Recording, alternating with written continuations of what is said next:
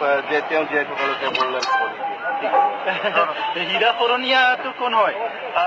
আপোনালোকে দেখিছে ভাৰতৰ ইতিহাসত মানে লালু প্ৰসাদে কৈছিলে মই নমৰালৈকে ঝাৰখণ্ড নহয় তেলেংগানা যেতিয়া গঠন হ'বলৈ গৈ আছিলে পাৰ্লিয়ামেণ্টত তেতিয়া তেলেংগানা নোহোৱাৰ আগত যিটো অন্ধ্ৰপ্ৰদেশৰ CM আছিলে তেখেতে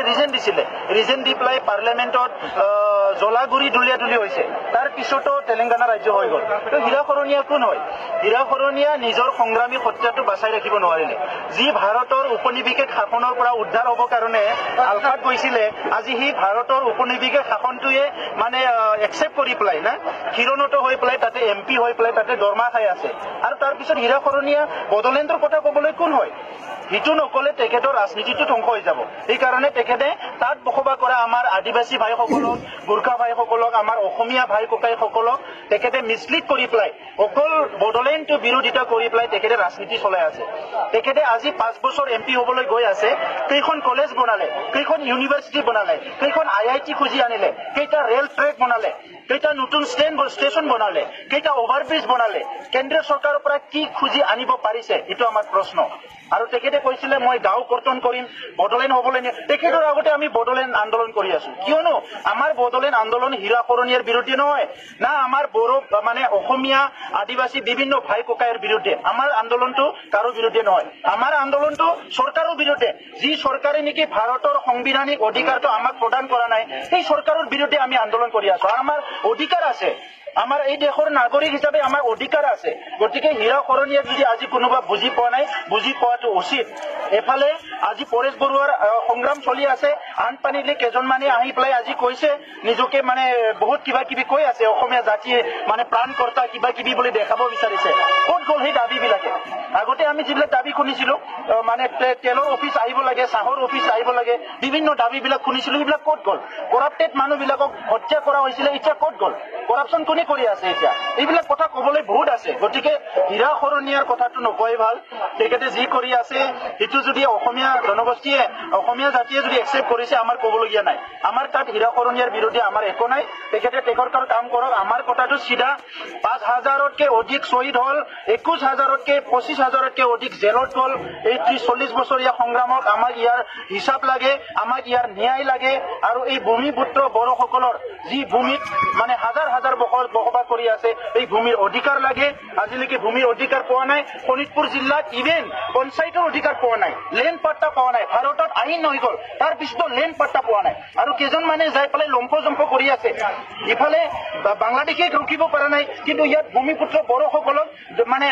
কেইহাজাৰমান বড়োসকলক যদি লেণ্ড পাট্টা দিয়ে কেইহাজাৰমান বড়োসকলক যদি আজি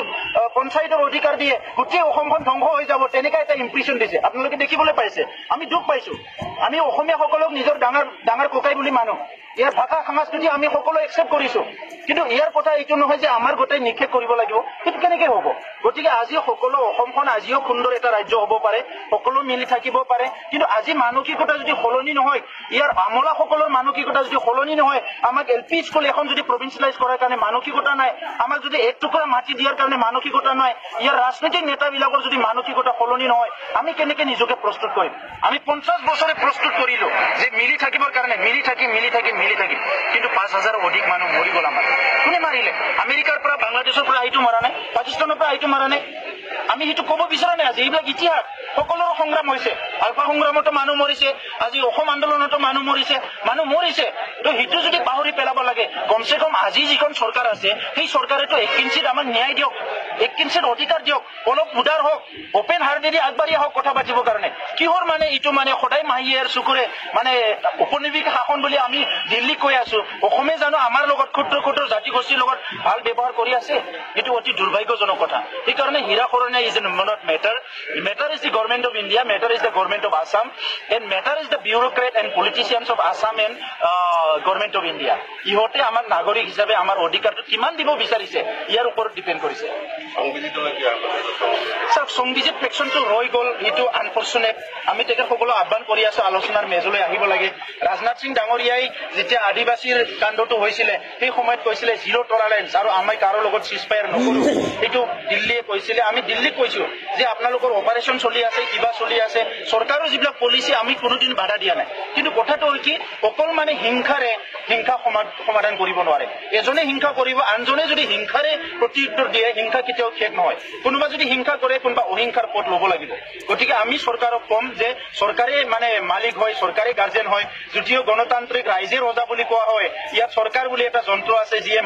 মালিকৰ নিচিনা কাম কৰে গতিকে আজি চৰকাৰে আলোচনাও কৰিব লাগিব আৰু তেখেতসকলক মানে এটা পদো দিব লাগিব আহি পেলাই যাতে আলোচনা কৰিব পাৰে আৰু মই তেখেতসকলকো কম আহ্বান কৰিম যে বৰ্তমানৰ সময়ত তেনেকুৱা বন্দুক লৈ জংঘলত থকা মানে জাতি মানে উন্নতি কৰিব নোৱাৰিব কিয়নো আজি সমাজত থাকি কাম কৰিব লাগিব শিক্ষা দীক্ষা সামাজিক অৰ্থনৈতিক কামটো গাঁৱতে চলি আছে জংঘলত নহয় গতিকে মই তেখেতসকলকো আহ্বান কৰিম যে তেখেতসকলৰ আলোচনাৰ মেজলৈ আহিব লাগে তেখেতসকলৰ দায়িত্ব পালন কৰিব লাগে আৰু সমস্যা সমাধানত যাতে সকলো আগবাঢ়ি আহে এতিয়া সোণালী সুযোগ বড়োৰ সকলো সংগ্ৰামী সত্তা এক হৈছে আজি গোবিন্দ ডাঙৰীয়া বা ধীৰেন বড়ো ডাঙৰীয়াৰ গ্ৰুপ ৰঞ্জন নিমাৰী গ্ৰুপ সবেই আহিছে আলোচনাত বিচাৰিছে আৰু চৰকাৰে কৈছে আলোচনাই একমাত্ৰ পথ সমস্যা সমাধান কৰা এনেকৈ যদি হয় ৰখি কাক বাট চাই আছে আজি সবেই আলোচনা আমি আপচুই বিচাৰিছে সকলো ডেমক্ৰেটিক অৰ্গেনাইজেশ্যনে বড়ো বিচাৰিছে কাক বাট চাই আছে আলোচনা ক্ষিপ্ৰতাৰে আগবাঢ়াই নিয়ক সমস্যা সমাধান কৰক তাত এইটো কিবা এটা সলিউশন নিশ্চয় ওলাব সলিউশন নলাটো কথাই নাই কিয়নো আমি এনেকুৱা বস্তু একো বিচৰা নাই যিটো চৰকাৰে দিব নোৱাৰে আমি এনেকুৱা একোই বস্তু বিচৰা নাই সংবিধানত যিবিলাক আছে সেইটোৱে বিচাৰিছে আলোচনালৈ নিমন্ত্ৰণ জনোৱা হৈছে মাজে মাজে আলোচনাটো হৈছে কিন্তু আলোচনাৰ নামত আলোচনা হৈছে আমি আলোচনাৰ নামত সমাধান বিচাৰিছো গতিকে আমি আলোচনাটো ইগনোৰ কৰা নাই আলোচনাত মাতিছো আমি কৈছো আমি ক'ব পাৰিলো আলোচনা নকৰো বুলি পেলাই কিন্তু আলোচনাটো হ'ল সংগ্ৰামৰ পিছত ৰাজনীতিৰ পিছত আলোচনাটো এটা পথ গতিকে সেই পথটো আমি কেতিয়াও ডিনাই কৰিব নোৱাৰো এইকাৰণে চৰকাৰে যেতিয়া আলোচনা কৰিছে আমি সঁহাৰি জনাইছো আৰু তেখেতসকলৰ প্ৰতিশ্ৰুতি আছিলে আজি যিটো নৰেন্দ্ৰ মোদী ৰাজনাথ সিঙৰ চৰকাৰ আছে 2014 প্ৰতিশ্ৰুতি দিছিলে প্ৰতিশ্ৰুতি দি পেলাই তেখেতসকলে ক্ষমতালৈ আহিছে গতিকে সেই প্ৰতিশ্ৰুতি নাৰাখাটো আমি বহুত দুখ পাইছো এইকাৰণে আমাৰ সংগ্ৰাম চলি আছে চলি থাকিব ইয়াৰকে তীব্ৰতৰ হ'ব বড়োসকলে মানে প্ৰতিজ্ঞাবদ্ধ যেতিয়ালৈকে নিজৰ ভাষা সংস্কৃতি অস্তিত্ব লৈ জীয়াই থকাৰ যিটো ফিউচাৰটো নিশ্চিত কৰিব নোৱাৰে তেতিয়ালৈকে অহিংস গণতান্ত্ৰিক আন্দোলন তীব্ৰতৰ চলি থাকিব আৰু